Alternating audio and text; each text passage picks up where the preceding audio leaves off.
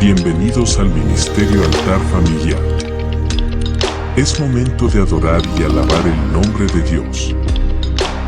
Comparte este momento especial con familiares y amigos. Dispongan su corazón para que Dios hable a sus vidas. Prestos a oír su palabra.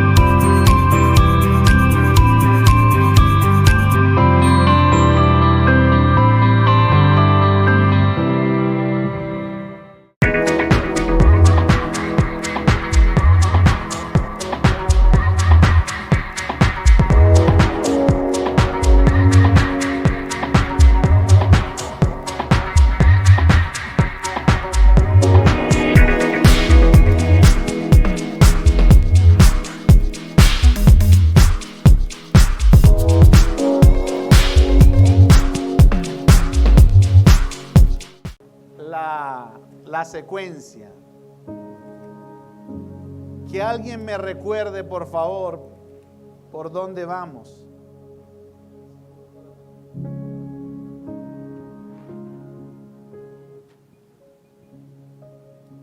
Finalizamos una de las estructuras que dice la Biblia que representa la misma presencia de Dios entre un pueblo que caminó durante 40 años en el desierto, pero que estuvo cautivo 400 años en una nación llamada Egipto. Y que Dios, después de haberlos sacado de esa nación, Dios caminó con ellos 40 años, no porque Dios quería caminar con ellos 40 años, sino por la incredulidad que ellos tenían. ¿Por qué? Porque en solo semanas y en solo pocos meses ellos podían conquistar la tierra prometida. Y lo que era en pocas semanas se convirtió en 40 años por la incredulidad de esas personas. Cosa que no es raro, ¿verdad? Porque el ser humano de por sí son incrédulos. A las personas les cuesta creer en Dios. Y cuando hablo de esto, hablo a nivel general. ¿Por qué? Porque aun cuando alguien te diga y le preguntes que si cree en Dios, la razón es que no creen en Dios, porque para creer en Dios necesitas hacer lo que Él te dice que hagas. Una de las consecuencias de tu fe son las acciones.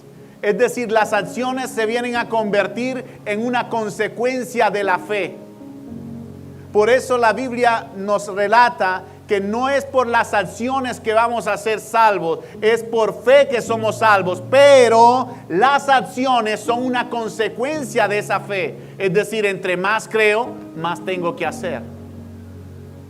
Entre más conozco a Dios, pues más demuestro que lo conozco.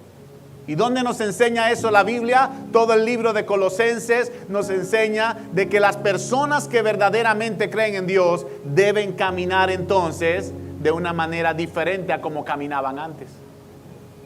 Entonces la pregunta es, que te tienes que hacer hoy es si verdaderamente crees en Dios. ¿Cómo podrías respondértela de la siguiente manera?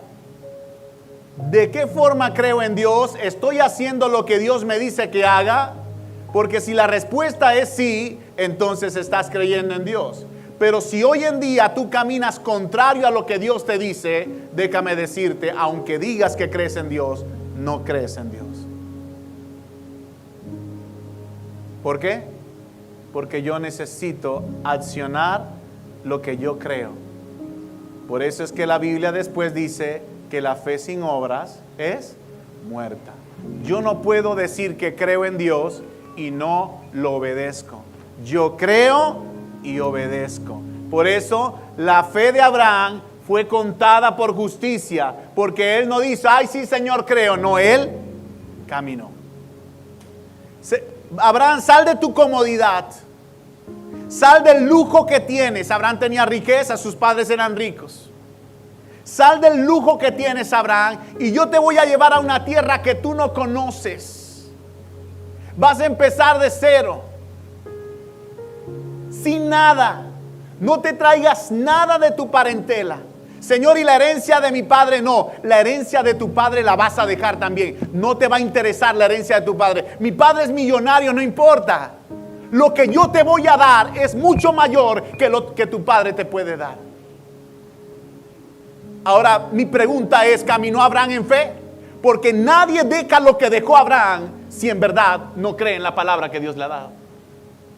Y este hombre dejó su casa, su familia, su parentela.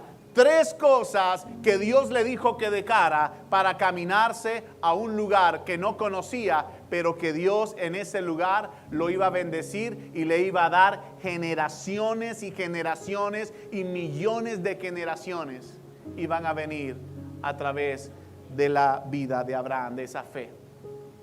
Entonces, por la fe de Abraham, hoy en día estamos disfrutando de la consecuencia de su fe. ¿No te parece interesante eso? La Biblia me dice en el libro de Romanos que por la fe yo también puedo ser llamado linaje de Abraham. Y esa es la palabra que hoy vamos a detallar. Yo no sé si los muchachos me puedan ayudar con ese versículo. Está en Pedro, en primera o en segunda de Pedro. Dice que somos linaje escogido, nación santa, real sacerdocio, pueblo adquirido por Dios para anunciar las virtudes de aquel que nos llamó de las tinieblas a la luz admirable.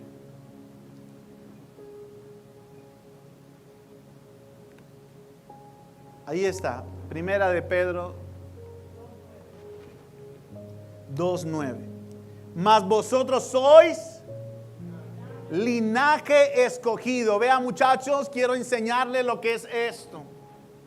Ustedes provienen de un linaje que tal vez ustedes dicen, pero es que yo cuando yo ubico mi árbol genealógico, yo no me ubico como hijo de Abraham. No, porque estás en un linaje incorrecto. El linaje que Dios te ha escogido es un linaje espiritual y es por fe. Por la fe vienes a ser descendencia de Abraham. Eres insertado como un hijo de Abraham, de esa generación, por fe. Entonces vosotros sois un linaje que yo escogí. Es decir, no solamente el pueblo de Israel, tú también vienes a ser ese linaje. Y en ese linaje yo te convertí ¿en qué? En un sacerdote, pero en un verdadero sacerdote. Es decir, ya puedes entrar directamente a la presencia de Dios y no necesitas de un sacerdote como en los tiempos de antes que ofrecía sacrificio por ti. Hoy en día puedes ser el sacerdote que ofrece sacrificio de alabanza directamente a Dios. No necesitas ninguna persona intermediaria porque el único intermediario se llama Jesucristo. Nación santa, es decir, yo te aparté de las demás naciones. Escúchame bien, no eres igual a las demás naciones, eres una nación apartada. Por eso Dios le recalca a Israel, ¿por qué te quieres parecer a las demás naciones? Si yo te escogí, te hice diferente. Pueblo adquirido por Dios, ¿para qué? Para que puedas anunciar de todo lo que yo hago en tu vida, lo puedas anunciar a las personas, de tal manera que las personas puedan venir de esas tinieblas y vengan a la luz en donde tú estás ahorita. ¿Cuántos están en la luz? Los que hemos venido a Cristo. Y hablamos entonces de todo esto, cómo Dios nos escoge desde antes de la fundación del mundo para que fuésemos hijos. Cómo Dios escoge a un hombre llamado Moisés para que camine en el desierto con más de 2 millones de personas incrédulas. ¿Te imaginas eso? Ese era un reto. Estoy hablando no de caminar con 2 millones de personas que vayan a favor conmigo. No, estoy caminando con 2 millones de personas que van en contra de lo que yo le digo. ¡Qué bárbaro! ¿Es un reto, Hande? Y por esas 2 millones de personas o más, Moisés intercedió y le dijo, Señor, no los destruyas. Apártate, Moisés, quiero destruirlos porque son desobedientes. No los destruyas, Señor. ¿Qué van a decir las otras naciones? Que los sacaste en verdad para matarlos. No los destruyas, Señor. Era un hombre intercesor. Además de ser pastor, además de ser profeta, además de ser maestro, Moisés le encantaba interceder por un pueblo incrédulo. La pregunta es, ¿hasta cuánto Moisés iba a aguantar todo esto? Porque durante 40 años aguantó esto. ¿Y cuánto tiempo has aguantado tú de caminar con personas que no creen en ti? Que no creen en lo que tú le dices. ¿Te has cansado? ¿Al primer año ya quieres desertar? Ya yo no oro por mi esposo porque ya él no va a creer. ¿Vas a desertar al primer año? Dime en cuánto tiempo vas a desertar. Porque los que verdaderamente caminan en fe nunca desmayan de orar. Siempre oran. En algún momento Dios va a hacer algo. Y hoy vamos a seguir. Cuando usted se vea en la Biblia lo que hemos dado, si usted se ubica en el capítulo 25, desde que empezamos a ver lo del tabernáculo, que empezamos por la ofrenda, ya hemos avanzado 25, 26, 27 y ahora estamos en el 28. ¿Por qué? Porque empezamos a describir cada pieza principal del tabernáculo. No dimos más detalles, sino abarcar lo principal para que tuviésemos una noción de qué significan en Cristo Jesús esas piezas. Pero no puedo pasar por alto este tema que viene acá y es en el capítulo 28. Léelo conmigo en el versículo 1. Harás llegar delante de ti a Aarón, tu hermano, y a sus hijos consigo de entre los hijos de Israel, para que sean mis sacerdotes. A Aarón y a Nadab y a Abiú, Eleazar e Itamar, hijos de Aarón. Y harás vestiduras sagradas a Aarón tu hermano, para honra y hermosura. Y tú hablarás a todos los sabios de corazón, a quienes yo he llenado de espíritu de sabiduría, para que hagan las vestiduras de Aarón, para consagrarle, para que sea mi sacerdote. Las vestiduras que harán son estas: el pectoral, el efod, el manto, la túnica bordada, la mitra y el cinturón. Hagan pues las vestiduras sagradas para Aarón tu hermano y para sus hijos, para que sean mis sacerdotes. Tomarán oro, azul, púrpura, carmesí y lino torcido, y harán el efod de oro, azul, púrpura, carmesí y lino torcido de obra primorosa. Y empieza a describir toda la pieza, de ahí en adelante, toda la pieza que contenía la vestidura del sacerdote o de los sacerdotes. De tal manera que la vestidura del sumo sacerdote se diferenciaba en algunas piezas de las vestiduras de los demás sacerdotes. Para Dios era importante que la persona o el hombre estuviese vestido. Desde un inicio, Dios siempre preparó vestiduras para las personas, siempre, desde un inicio.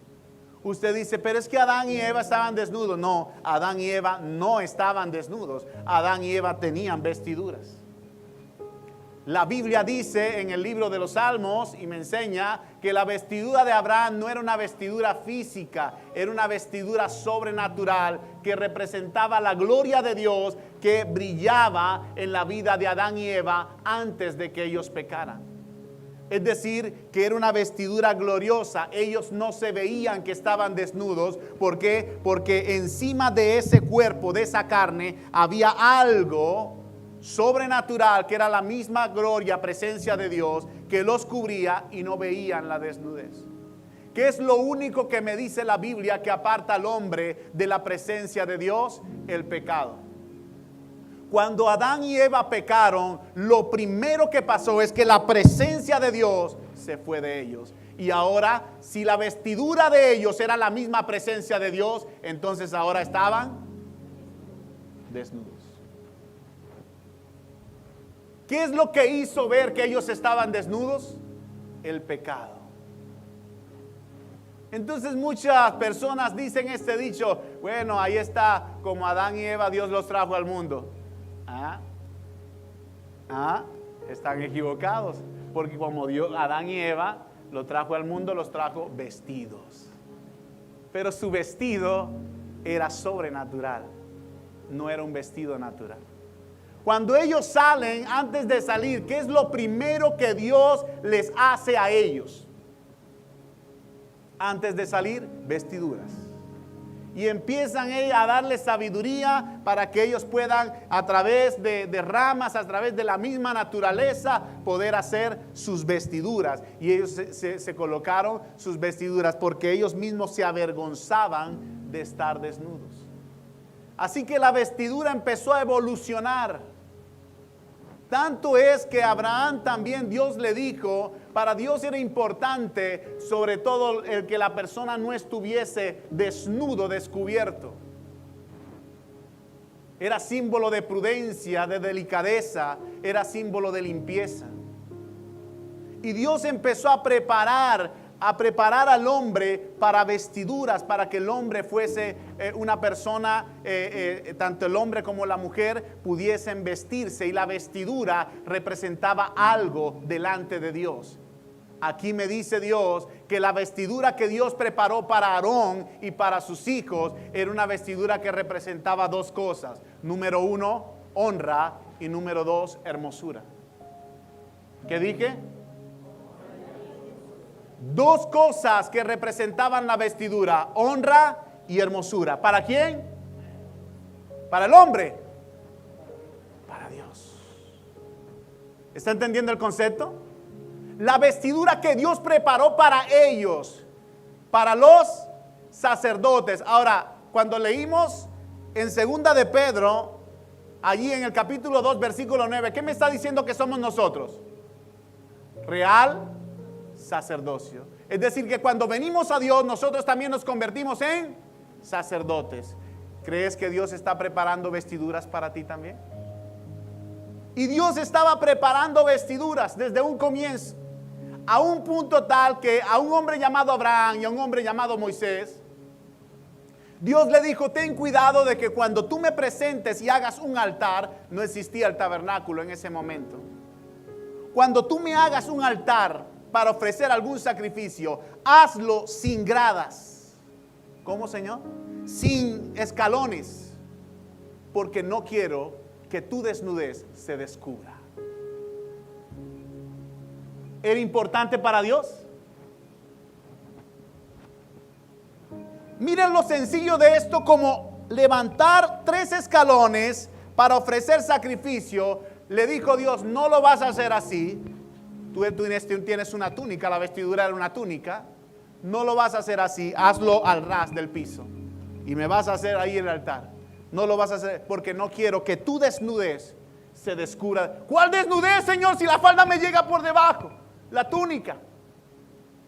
No quiero que tu desnudez se descubra delante de los hombres. Ahora, no entiendes esto si no empezamos a escudriñar las Escrituras. La vestidura siempre fue importante para Dios en el sentido de pureza y de limpieza. No porque Dios viera exactamente el tipo de tela, el tipo de marca, las cosas que hoy en día están, la diversidad. No es porque Dios siempre va a ver el corazón de la persona. La razón está en que lo que hay en tu corazón debe manifestarse entonces en lo que hay afuera. ¿No lo dice la Biblia? Que todo lo que hay dentro de ti se va a manifestar afuera. Todo lo que hay dentro del corazón. Entonces, del corazón salen las malas palabras, los malos pensamientos, los malos deseos. Por eso es que Jesús dice: hey, no es lo que contamina lo que entra, sino lo que sale. Porque del corazón están todas esas cosas. Entonces Dios empezó a preparar el concepto del hombre para que el hombre estuviese vestido. Y no fue sino hasta Moisés, cuando empieza a dar la ley, que empieza a darle características de la vestimenta. Y empezó a hacerse una vestimenta. La vestimenta principal de la persona entraba en contacto con la piel, a la cual en algunos versículos la Biblia le llama calzoncillos. ¿Sabe cómo eran los calzoncillos? Que Dios le dio sabiduría a personas para que lo hicieran. Eran hasta la parte interna del tórax, hasta acá. Y la parte de acá de la cadera era hasta acá. De tal manera que lo que ellos tenían internamente, o sea, si ellos se quitaban la túnica, lo que estaban era en calzoncillos. Y esos calzoncillos estaban hasta allí. Era la característica que Dios había colocado en corazón de hombre, sabiduría que Dios había colocado.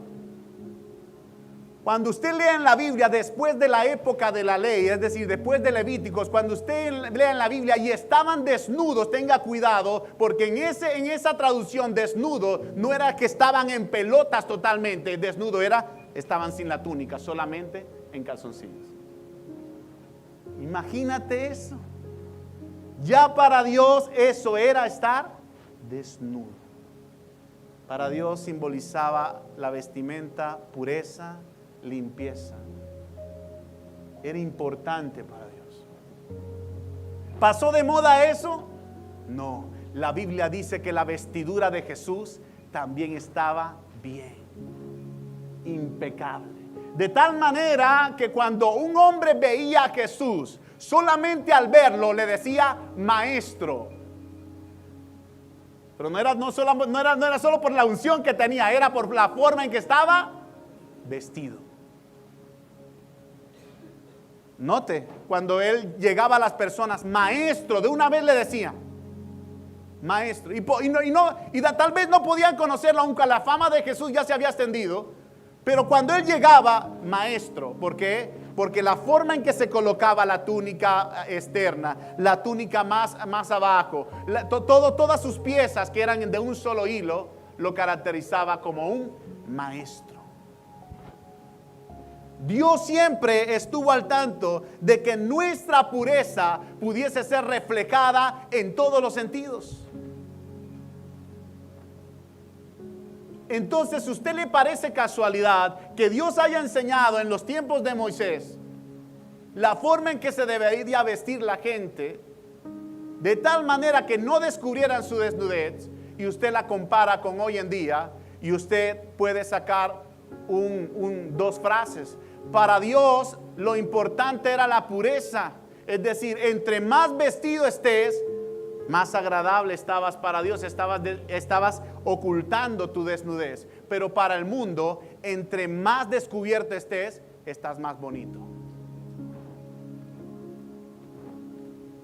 ¿No le parece eso interesante? ¿No se ha puesto a indagar eso? ¿Por qué hoy en día para el mundo, entre más descubierta esté una mujer, está más bonita? Puedo apreciarla más. ¡Qué hermosa estás!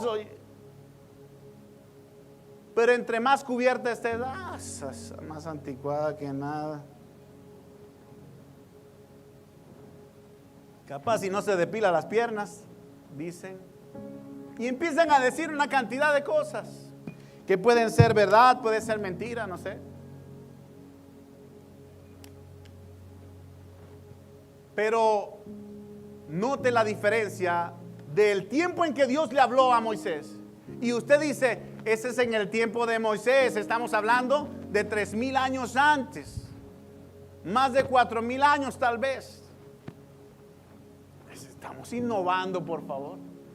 Entre más innovación tenemos, más desnudez tenemos. De tal manera que ya la ropa interior ya pasó de moda para la mujer. Y hoy en día, en los días de galas, la mujer se coloca vestido sin ropa interior.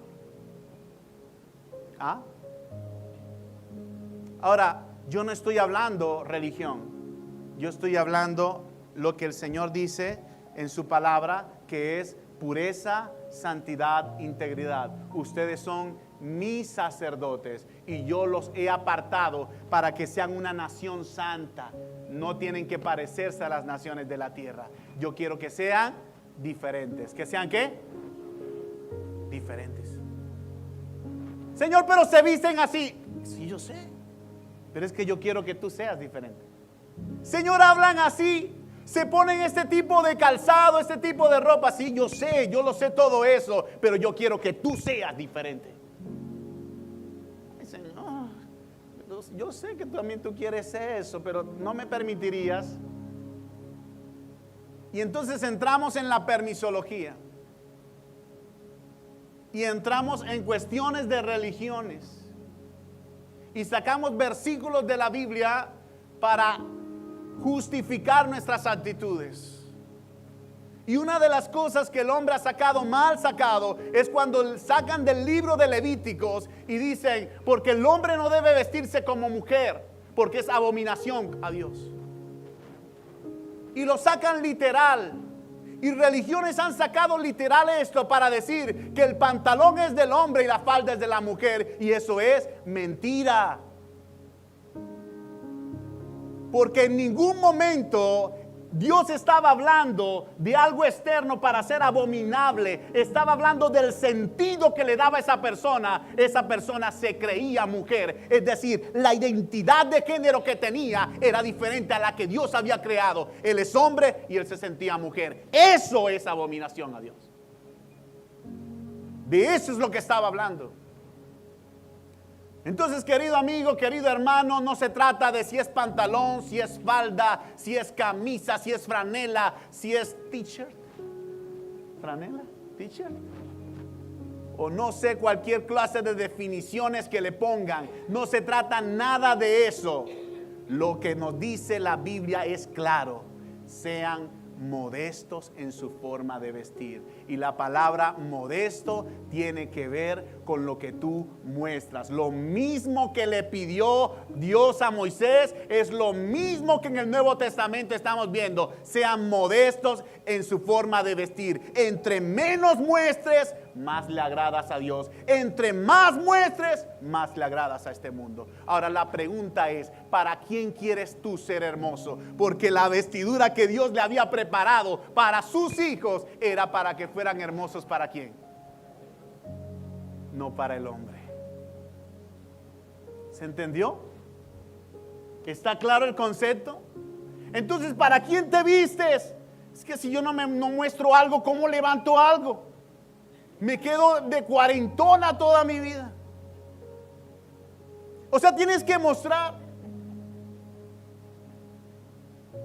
Y hace semanas le dije a mi hija eso. Le dije, ¿y esos shorts? Pues es lo que se está usando. ¿Y vas a salir así? ¿Está mal? ¿No sabes que el concepto del mundo es que entre más muestres, pues más atractiva te ves ante los hombres? Pero entre menos muestres, más atractiva eres para el que te creó, el Rey de Reyes y Señor de Señores. La pregunta es, mis queridas amigas, mujeres, ¿para quién quieres ser hermosa tú? ¿Para el hombre o para Dios el que te creó? Entonces, ¿por qué te pones a mostrar cosas que no tienes que mostrar? No necesitas eso. Simplemente, la Biblia lo dice, el Nuevo Testamento, sé modesto en tu forma de vestir. Búscalo, ¿qué significa modesto? Para que veas que tiene que ver mucho con el exhibicionismo, es decir, con lo que tú muestras.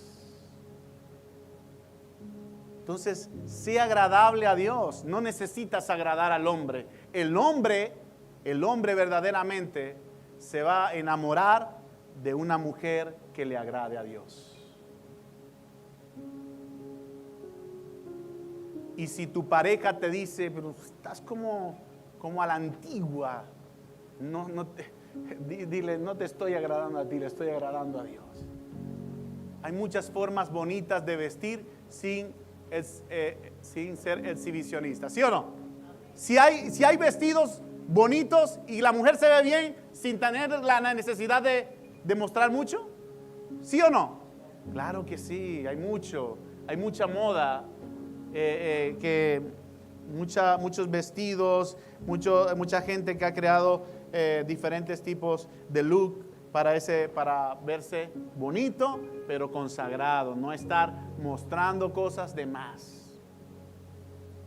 Ese es el concepto principal con el que Dios le dijo a estas personas que llenó de sabiduría para que le hiciesen las vestiduras a Aarón. Y leemos Éxodo capítulo 28, 42 y 43, y dice: y les harás calzoncillos de lino para cubrir su desnudez. ¿Serán desde dónde?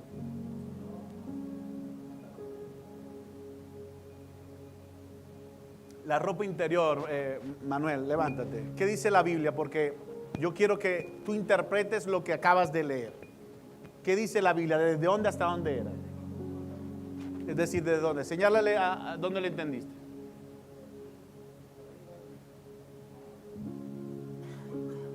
Eran cosas más amplias que las que hoy en día se usan. Esa estructura de lino que cubría completamente la desnudez, eso es lo que estaba encima del cuerpo. Encima del cuerpo venía esta estructura de lino. La palabra lino o lo que era este tipo de material representaba la pureza, la dignidad de la persona delante de Dios. Es decir, que Dios no estaba fabricando una ropa por casualidad. Al fabricar sus calzoncillos, Dios le estaba dando dignidad, pureza. Quiero que seas puro y digno. ¿Delante de quién? ¿Del hombre? Delante de Dios. Siempre vamos a encontrar que Dios hace las cosas es para que le agrademos a Él. Entonces, cuando usted lea en toda la Escritura la palabra lino, entienda que está hablando de pureza, limpieza, dignidad. Dios te está haciendo diferente a como el mundo está expresando la limpieza. Para el mundo la limpieza es simplemente ve a bañarte, te echas jabón y listo. Para Dios no solamente que te eches jabón, sino que en lo que tú vistes también seas limpio. Además del lino, después nos habla de una estructura llamada cinto. Éxodo 28, 39. Éxodo 28, 39 dice: y bordarás una túnica de lino y harás una mitra de lino, harás también un cinto de obra de recamador. Y esto es hermoso. ¿Por qué es hermoso esto? Porque la Biblia nos habla acerca del cinto en muchas oportunidades. Cuando Dios le dijo a Gedeón que él evaluara a las personas que estaban tomando agua, las personas que dejaban de ceñirse, es decir, que no estaban ceñidas, sino que ellas se postraban completamente a tomar el agua directamente, eran unas personas que no estaban preparadas. Pero la persona que estaba ceñida, preparada y que tomaba el agua así, con sus ojos visualizando alrededor, y tomaba el agua y se la llevaba, era una persona preparada. Dios estaba usando la misma palabra cuando el pueblo de Israel, en Éxodo capítulo 12, usted ve al pueblo de Israel justo antes de salir. ¿Cómo le dijo Dios que celebraran la Pascua? Estad ceñidos. Tengan puesto bien el cinturón. ¿Por qué? Porque en el momento en que le diga que ustedes salgan, ustedes tienen que salir. Así que el cinto, querido amigo, está hablando de estar siempre preparados. ¿Pero preparados para qué? Para ejecutar lo que Dios te ha dado. Y una de las cosas que Dios te ha puesto en tu mano, querido amigo, es el servicio. Cuando Dios habla del cinto, de que estés ceñido, Cuando Dios le dijo a los apóstoles, cíñanse y salgan entonces y vayan, háblenle a la gente la palabra de Dios, y al que esté enfermo, sánenlo, y al que esté endemoniado, libértelo en el nombre de Jesús. Está hablando, prepárense ¿para qué? Para servir. Por eso Dios no gusta de personas que estén lamiendo el agua. No están preparados para la guerra. Si tú vienes a servir, vienes a estar preparado para la guerra. No que hoy no puedo, no que hoy no tengo tiempo. Tranquila, no estás ceñida. Porque cuando verdaderamente te ciñes, es decir, tienes el cinturón bien puesto, ¿dónde es? Vamos para allá. Allí está. Yo, cuenten conmigo. Eso es servicio. ¿Para quién lo haces? ¿Para el hombre o para Dios? Vamos a leer el libro de Lucas, capítulo 12.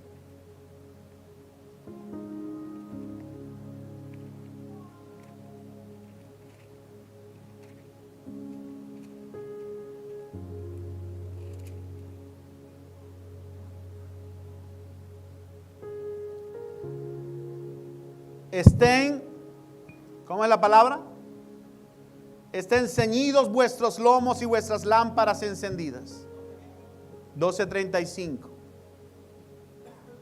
Y vosotros sed semejantes a hombres que guardan a que su señor regrese de las bodas, para que cuando llegue y llame le abren enseguida. Bienaventurados aquellos siervos a los cuales su señor cuando venga halle velando. De cierto os digo que se ceñirá y hará que se sienten a la mesa y vendrá a servirles. ¿Quién se ceñirá? ¿Y qué hará después de ceñir? ¿Qué hará?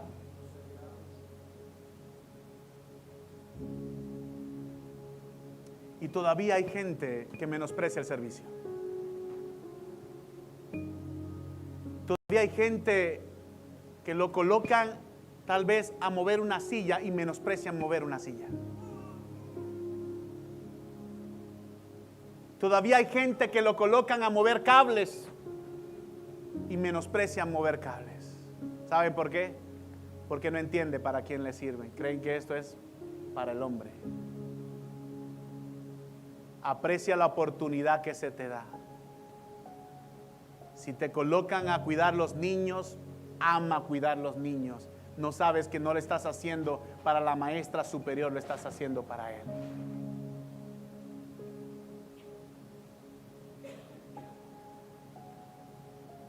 Esa es la parte que me llena de tanta indignación, porque me comporto como un Pedro.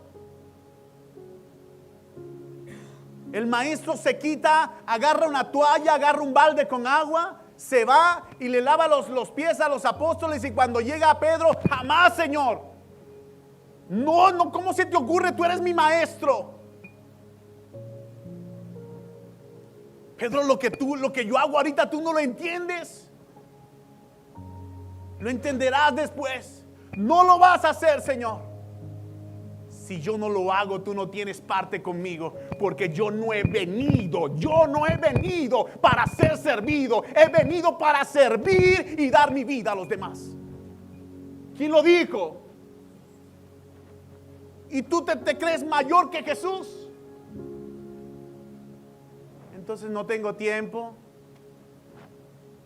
Estoy cansado. No tengo, tal vez, estoy full. Privilegiados aquellos que sirven, porque de los tales, ellos es el reino de los cielos. Privilegiados, bienaventurados los que sirven. Entonces tú vas a menospreciar un servicio. No has entendido lo que Dios te ha llamado. ¿Crees que Dios te ha llamado a trabajar y trabajar y trabajar? Adelante, trabaja y te ganas del mundo. Pero Dios te ha llamado para que sirvas. Si no estás dispuesto a servir, entonces no estás dispuesto a ser hijo de Dios. Si crees que servir es vivir una vida light, estás equivocado, porque para servir necesitas sufrir. ¿Necesito sufrir? Sí, porque el servicio no es light. Tienes que vencer tu ego, tu yo, tus emociones, tus deseos, tus placeres para poder servir. Por eso es tan fácil decir, sí Señor, yo quiero. Sí, así se le acercaron a Jesús. Yo voy contigo, dale papá para donde sea. Entonces Jesús ya sabía el corazón de ellos. No seas tan hipócrita. Sabes que el Hijo del Hombre no tiene dónde recostar la cabeza. Tú ves una zorra y ves cómo la zorra se encierra en las noches y agarra la cueva y tiene un lugar donde acostarse. Ves que los pájaros tienen nidos donde pueden recostarse. El Hijo del Hombre, cuando decidió servir, decidió quedarse en cada monte, en cada lugar. No tiene ni siquiera un lugar donde recostar su cabeza. Y me dices que quieres servir. Mentira. Porque si quieres servir, estás dispuesto a sufrir por el servicio. Yo quisiera servirle al Señor, que todo quede aquí al lado de mi casa. Una bombona de Coca-Cola y 4 cavas de hielo. ¿Ese es el servicio que quieres darle al Señor? Pues sí. Entonces menosprecias lo poco que Dios te ha colocado y crees que Dios te va a colocar en lo mucho. Estás equivocado. La Biblia es clara cuando dice que si en lo poco no eres fiel, Dios jamás te va a colocar en lo mucho. Estar ceñidos. Ceñir los lomos significa,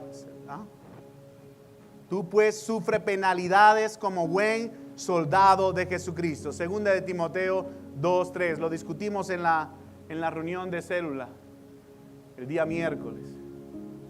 El servicio sin sufrimiento no es ningún servicio. Cuando Cristo vino a servir, Él estaba dispuesto a morir en la cruz. La pregunta es, cuando tú vienes a servir, ¿qué estás dispuesto a hacer? Si no me pagan, si no me tienen una ofrenda,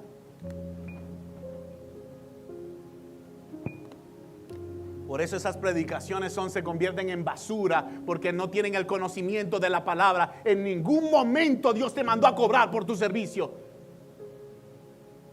Y hay gente cobrando y haciéndose ricos por servirle a Cristo. Eso es una mentira. Cristo lo hizo hasta la muerte y lo hizo gratis. ¿En qué momento te cobró a ti? En ningún momento. Tú vienes, yo sí quisiera servir al Señor. Ay, pero que todo me quede cerca, Dios. Hace que la iglesia me quede una cuadra.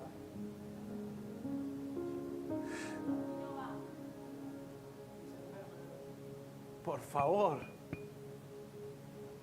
¿Qué clase de sufrimiento quieres dar al Señor? No has entendido. No has entendido. El servicio es importante. Efesios capítulo 6, versículo 14.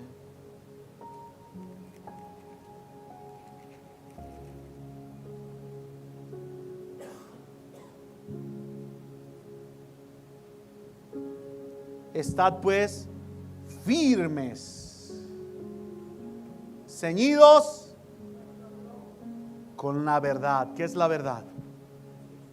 Cristo. La palabra es verdad. Dios nos manda a estar ceñidos. Vea, prepárese, colóquese el cinturón, póngase ahí en marcha. Cuando le digan, vamos. Ay, que tengo la serie Netflix está buena. Mañana sirvo al Señor. Vamos, Darwin, ¿qué estás haciendo? Estás... Sí.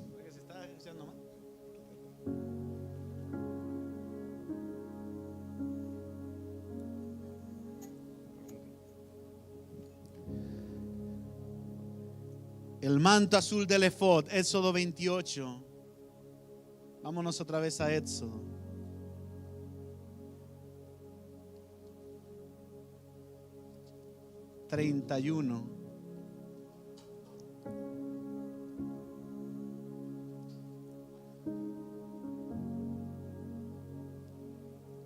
Harás el manto del efod todo de azul y en medio de él por arriba habrá una abertura la cual tendrá un borde de alrededor de obra tejida, como el cuello de un coselete, para que no se rompa.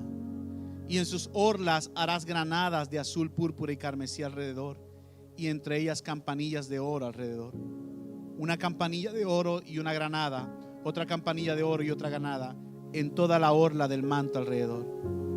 Y estará sobre Aarón cuando ministre, y se oirá su sonido cuando él entre en el santuario delante de Jehová, y cuando salga, para que no muera.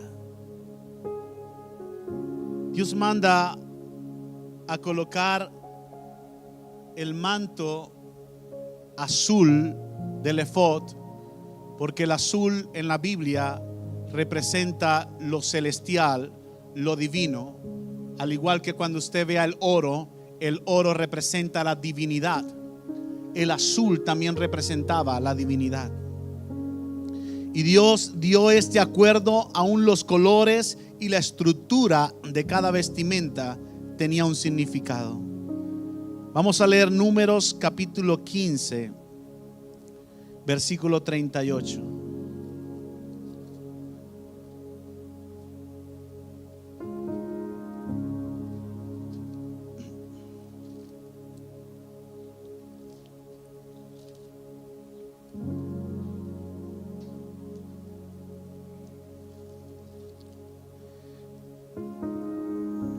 Habla a los hijos de Israel y diles que se hagan franjas en los bordes de sus vestidos por sus generaciones, y pongan en cada franja de los bordes un cordón de azul, y os servirá de franja para que cuando lo veáis os acordéis de todos los mandamientos de Jehová, para ponerlos por obra, y no miréis en pos de vuestro corazón y de vuestros ojos, y en pos de los cuales os prostituyáis, para que os acordéis y hagáis todos mis mandamientos, y seáis santos a vuestro Dios. Yo Jehová vuestro Dios, que os saqué de la tierra de Egipto para ser vuestro Dios. El color azul representa la divinidad, lo celestial. Y Dios le dijo al pueblo de Israel que se lo colocaran en los bordes, abrieran franjas en sus túnicas y colocaran bordes de azul, para que se acordaran de los mandamientos de Dios. De que cuando les dé ese deseo de prostituirse como las demás naciones, se vean el manto azul. Aquí tengo lo divino, lo celestial. No puedo apartarme. Esos son los mandamientos. Tengo que cumplir los mandamientos del Señor. Se lo colocó como un recordatorio. El efod, que era como puedes colocar el dibujo del efod, era una estructura completa. Venía con ese, el primero venía lo que era la parte de la túnica como tal del efod, y luego venía el efod propiamente dicho, del cual también tiene su significado. Cuando nosotros hablamos del efod, hablamos de lo que el sacerdote no solamente tenía colocada la túnica, sino que en el efod tenía unas características. Y era que el efod portaba 12 perlas o 12 diamantes. Allá podemos ver la túnica del efod venía primero y luego venía el efod propiamente dicho. Si ven la estructura cuadrada, en esa estructura cuadrada habían 12 diamantes, 12 perlas preciosas. Cuando usted lee los nombres de las perlas preciosas, eso es interesante. A mí me interesó por lo menos. Y yo me puse a investigar acerca de esto, a ver cuál era la similitud de estas cosas. ¿Por qué eran 12? ¿Qué significa el número 12 para la Biblia? Y cuando empecé a colocar esto, el número 12 era en base a las 12 tribus de Israel. Pero cuando usted vea que 12 discípulos, el número 12 fue escogido para varias cosas, simbolizaba lo que era autoridad o gobierno. ¿Recuerdan lo que significa la palabra Israel? ¿Sí se acuerdan? El que gobierna con Dios, el que pelea con Dios. ¿Ok? Eso es gobierno. Y el número 12 significa gobierno. Eran 12 perlas representando a las 12 tribus de Israel. Pero lo interesante de eso es que empecé a leer cuáles eran los nombres de esas perlas. Y me di cuenta de que hay un personaje en la Biblia que también utilizó unas perlas muy parecidas a estas. Y está en Ezequiel capítulo 28. Cuando yo leí acerca de este personaje, un personaje creado por Dios, una criatura creada por Dios, querubín de querubines, el más hermoso de los querubines, dice la Biblia, al cual su nombre le llamó Luzbel. Era un ángel de luz. Ese es su nombre. Posteriormente, por ser un defraudador, un soberbio, una criatura que se rebeló contra Dios, entonces empezaron a llamarle en la Biblia Satanás, o empezaron a llamarle en la Biblia el diablo. Dice: en Edén, en el huerto de Dios estuviste. De toda piedra preciosa era tu vestidura. ¿Era tu qué? De cornerina, topacio, jaspe, crisólito, berilo y ónice, de zafiro, carbuncle, esmeralda y oro. Los primores de tus tamboriles y flautas estuvieron preparados para ti en el día de tu creación. Dice que fue creado para hermosura. Todo lo que Dios había creado para este querubín era para que él se viese reluciente, hermoso. Pero esa hermosura, esa belleza, esa plenitud, todo eso lo que tenía, lo llevó a ensoberbecerse y a levantarse en contra de Dios. ¿Sabe qué es lo interesante? Que allí no hay 12 perlas, ahí hay 9 perlas. Y cuando tú comparas 9 perlas con 12, estás comparando una persona que, a pesar de que tenía belleza, estaba incompleta. No podía ejercer ninguna autoridad. No podía ejercer ningún gobierno. Por eso Dios nunca va a ser superado por él, porque él no tiene ninguna autoridad sobre Dios, porque fue Dios quien le delegó todas esas funciones. Y cuando el hombre, Dios le dio la autoridad, él, en forma de muy sutil, engañando al hombre, le quitó la autoridad que el hombre tenía. Por eso cuando Dios le dice a Adán, le dice: vas a señorear sobre los cielos, sobre la tierra y sobre el agua. La autoridad era de Adán, no del diablo. Cuando él peca, toma la autoridad del hombre y el diablo empieza a señorear sobre el cielo, primer cielo, sobre el mar y sobre la tierra, llamándose en la Biblia, en los libros proféticos, el príncipe del mar, el Leviatán, Satanás. Todo eso está en la Biblia. Pero este ser había sido creado con las mismas perlas, pero no completas, que Dios le da al sacerdote, para que el sacerdote entre a la presencia de Dios en la voz del pueblo y represente al pueblo delante de Dios. Un pueblo rendido delante de Dios. Muy diferente a presentar un pueblo santo delante de Dios, a presentarse hermoso sin Dios. No tienes gobierno, no tienes autoridad. Has sido desechado desde el momento en que tú te ensoberbeciste, caíste. Y por eso vemos que la Biblia dice que y vi caer como un rayo a Satanás. ¿A dónde cayó? A la tierra. Y lo que Dios había ordenado, Génesis capítulo 1, en el versículo 1, en el versículo 2 aparecía desordenado. Porque el rebelde, el soberbio, la criatura creada por Dios, supuestamente lleno de hermosura, pero externa, su interior estaba lleno de vanidad, de soberbia. Esa persona empezó a hacer todo lo contrario a Dios. Pero ¿cuánto Dios le dio? Lo colocó para ser un mediador allí como querubín y dirigir la orquesta sinfónica de los cielos. Y desechó todo eso. Ese Dios lo desechó. Y esas perlas las tenía también él. Pero 9, no 12. Porque 12 significa gobierno, autoridad. ¿Ya está entendiendo lo que dice la Biblia? Qué hermosos son las escrituras, ¿verdad? En Gálatas capítulo 6, versículo 2. Estoy haciendo una semejanza de la vestidura sacerdotal con la vestidura de Efesios capítulo 6 también. En Efesios capítulo 6 usted va a ver una vestidura sobrenatural que Dios también colocó en la vida de todo cristiano, por la cual tenía que vestirse.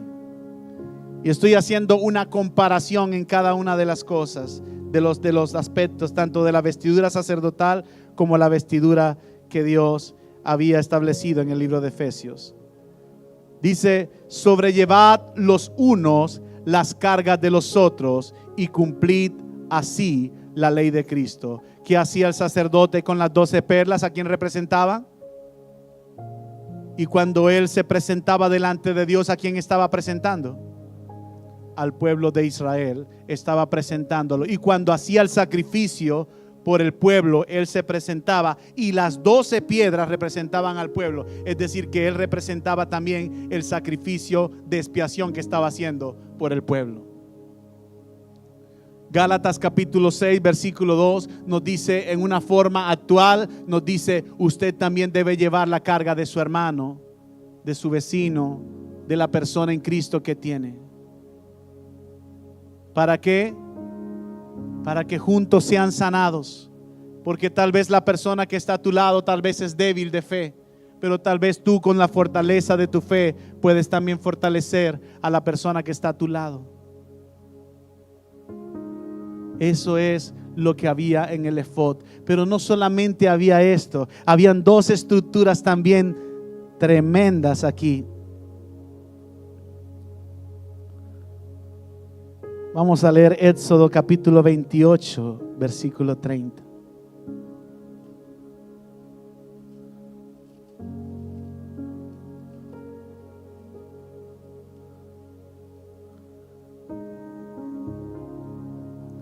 Y pondrás en el pectoral de juicio el Urim y el Tumim, para que estén sobre el corazón de Aarón cuando entre delante de Jehová. Y llevará siempre Aarón el juicio de los hijos de Israel sobre su corazón delante de Jehová. Habían 2 estructuras a las cuales se llamaban Urim y Tumim. Esa palabra traducida del hebreo significa luces y perfecciones. Esa era la traducción del Urim y el Tumim. Y estaban allí en el pectoral, encima del efod. Y cuando Dios le dijo que colocaran esto, era porque ellos, como sacerdotes y como pueblo, necesitaban conocer la voluntad de Dios. ¿La voluntad de quién?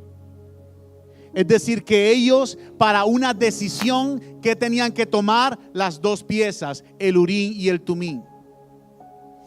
La Biblia no describe exactamente cómo se manifestaba eso o cómo lo manipulaban.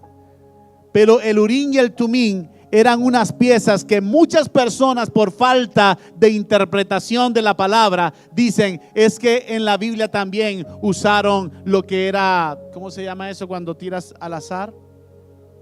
Lo que era al azar. El sacerdote tiraba la suerte. No, un momentico. El Urim y el Tumim estaban guiados por Dios. Dios le decía al sacerdote que tenía que orar por la petición, y cuando ellos, si era un sí o un no, la pieza que saliera del lado correcto era lo que le daba la respuesta al sacerdote, si era sí o era no. Por ejemplo, cuando ellos iban a la guerra, el sacerdote se colocaba: Señor, iremos a la guerra contra los filisteos. Listo, agarraba el Tumim y el Urim y lo colocaba. La pieza que saliera del lado correcto, en que el sacerdote le había sido explicado, esa era la respuesta: sí, vayan, no, quédense quietos.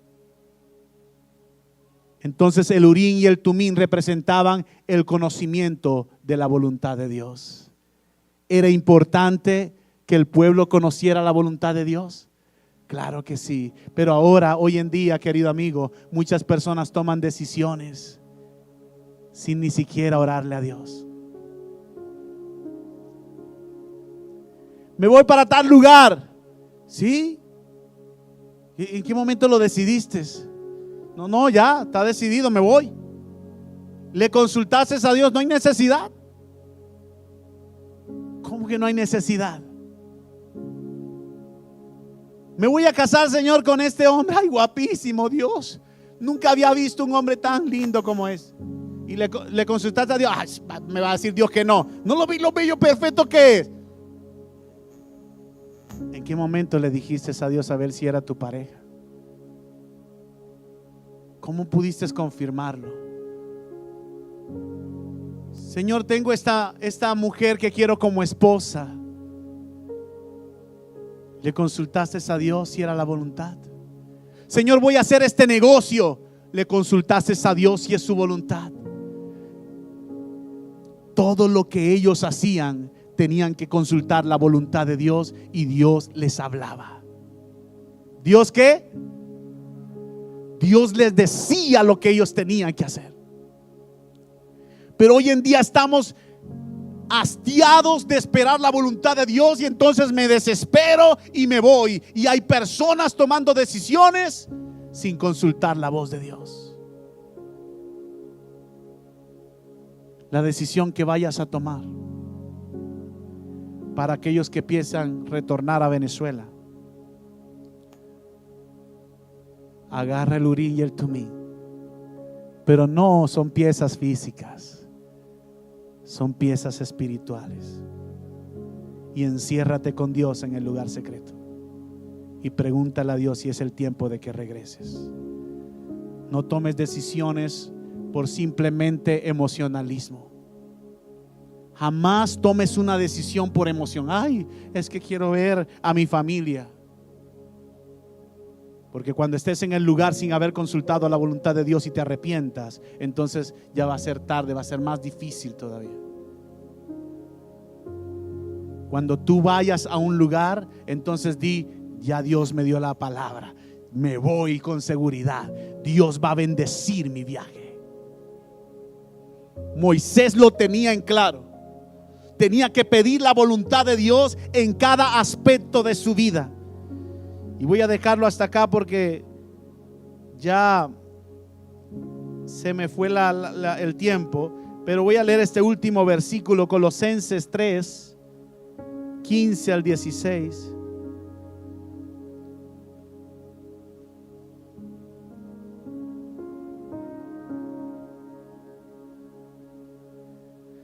Y la paz de Dios gobierne en vuestros corazones, a la que asimismo fuisteis llamados en un solo cuerpo. El 16. La palabra de Cristo mora en abundancia en vosotros, enseñando y exhortando unos a otros en toda sabiduría, cantando con gracia en vuestros corazones al Señor con salmos e himnos y cánticos espirituales. La palabra de Cristo more en abundancia en vuestros corazones. ¿Cuál es tu Urín y cuál es tu Tumín para conocer la voluntad de Dios? La palabra de Dios. ¿Tú quieres saber si algo es correcto delante de Dios hacer? Consulta la Biblia, órale a Dios primero y después que Dios te hable a través de su palabra. Nunca hagas algo sin consultar el propósito de Dios para tu vida. Nunca tomes decisiones. ¿Qué carrera vas a estudiar? ¿Con quién te vas a casar? ¿Qué vas a hacer en el negocio? Eso, todo lo que tú hagas, consúltaselo al Señor. ¿Por qué? Porque si tú decides no consultar la voluntad agradable de Dios, estás caminando en la voluntad de este siglo. Romanos capítulo 12, versículo 2 dice: no os conforméis a este siglo, a esta generación, sino transformaos por medio de la renovación de vuestro entendimiento, para que puedas comprobar la voluntad de Dios, agradable y perfecta. Cuando te dice agradable, no necesariamente quiere decir que no va a venir sufrimiento, no va a venir dolor. Cuando te dice agradable es que en medio del dolor igual el resultado va a ser agradable, porque Dios está en el asunto. Dios está en el asunto. Pónganse de pie.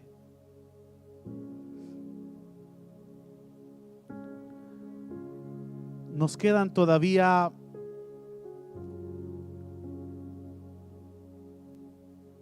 dos piezas más que estudiar de las vestiduras del sacerdote y compararlas también con la vestidura espiritual que habla Efesios capítulo 6. Eso lo vamos a hacer la próxima semana. En una forma de resumen vamos a dar esta charla, no se la pierda, para que logre concluir qué significa cada pieza de los sacerdotes. Y sepa que usted es un sacerdote también en Cristo Jesús. Yo quiero que en el día de hoy tú recuerdes algo. Dios ha preparado vestiduras para ti para dos cosas principales. Una para honra y otra para hermosura. Repítalo, ¿para qué? Para honra y hermosura. Lo leímos en el primer versículo que leímos en la clase de hoy, en la enseñanza de hoy. Lo que quiere decir es que cuando tú te vistas, si estamos hablando de una vestidura física, debe traer honra y hermosura. ¿Para quién? No para los hombres. Caballeros y damas, el mensaje de hoy para ti es: cuando estés en tu espejo, cuando estés al frente de tu closet, te tienes que preguntar esto: la vestidura que me estoy colocando, estoy hablando de una vestidura física, ya la próxima semana vamos a hablar de la vestidura espiritual. La vestidura que me estoy colocando es para honra y hermosura de Dios, ¿sí o no? Porque si no es así, no te recomiendo que te la coloques. No tienes que agradarle a los hombres. ¿Debes agradarle a quién? Vamos a orar. Padre que estás en el cielo, ore allí conmigo. Te damos gracias, Señor, por tu palabra. Gracias, Señor, porque tú eres bueno y justo y misericordioso, y a través de tu palabra nos enseñas cada día, Señor. Yo te pido en este momento que tu misericordia, Señor, nos acompañe en todos estos días, que aprendamos a escudriñar las escrituras y a ponerlas en acción, que caminemos, Señor, correctamente de acuerdo a la palabra, Señor, que quites de nosotros todo temor, Señor, todo aquello que nos aleja de ti, que pongas en nosotros el sentir como el hacer, el poder servirte con un corazón agradecido de ti. En el nombre de Jesús, bendice a cada persona en este lugar, Señor. Gracias te doy por los siglos de los siglos. Amén.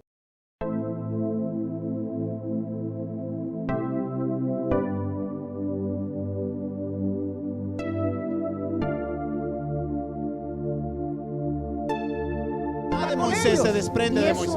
Entonces, A lo que ¿qué Moisés hicieron los tenía? ancianos y eran los voceros? 3 meses. Llamaron a